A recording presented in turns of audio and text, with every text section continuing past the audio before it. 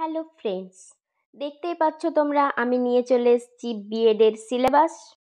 যারা বিএডে নতুন অ্যাডমিশন নিয়েছো, সিলেবাস সম্পর্কে কিচ্ছু জানো না, ভাবছো কি করবে, তারা দেখে নাও এই ভিডিওটা চটপট। আমার এই চ্যানেলে তোমরা পেয়ে যাবে বিএডের সমস্ত কিছু, previous year question, syllabus, practicum এবং প্রতিটা কোর্সের চ্যাপ্টার আলাদা আলাদাভাবে। তাই বিএড নিয়ে আর একদম চিন্তা করো না। চলো চলে যাই সরাসরি সিলেবাসে। বিএড হচ্ছে 2 বছরের একটা কোর্স, যেখানে হয় 4টে সেমিস্টার। তাহলে এবার প্রথমেই চলে যাই সেমিস্টার 1-এ। সেমিস্টার 1-এ আছে 5খানা কোর্স এবং 7খানা পেপার। তাহলে কোর্স 1, কোর্স 2, কোর্স 4, কোর্স 5 এবং ইপিসি 1, এই হলো 5খানা কোর্স।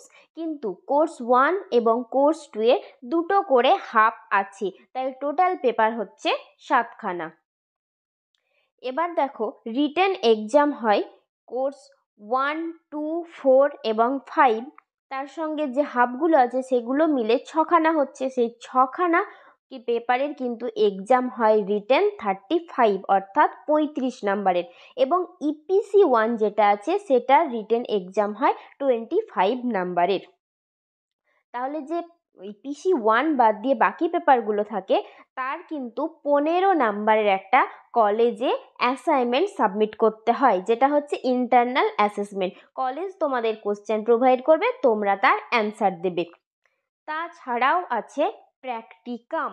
প্র্যাকটিকাম আছে কোর্স 1 থেকে একটা, কোর্স 2 থেকে একটা, কোর্স 4 থেকে 2টো, কোর্স 5 থেকে 2টো এবং ইপিসি থেকে একটা। তাহলে প্র্যাকটিকাম দাঁড়ালো টোটাল 7খানা। আশা করছি সেমিস্টার 1-এর সিলেবাস সম্পর্কে তোমরা বুঝে গেছো।